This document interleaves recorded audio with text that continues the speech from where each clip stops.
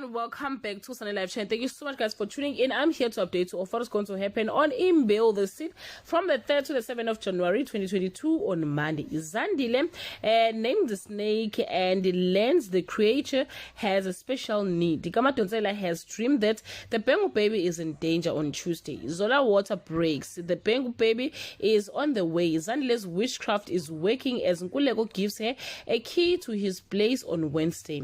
It seems that babies are the snake's favorite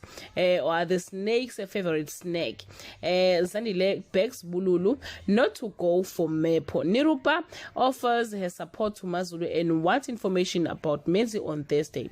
Nokzola has to have an emergency C-section to save the baby's life, but when it is born, the Bengu learns that something is wrong.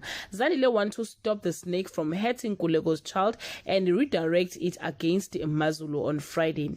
At the Rampersad house, Vanya plants seed of doubt in Shreya's head about Jason being the one. Tusheni warns Vanya her games will end in tears. Guys, this is all I have for today. You can leave your comment below and share your opinion. Bye.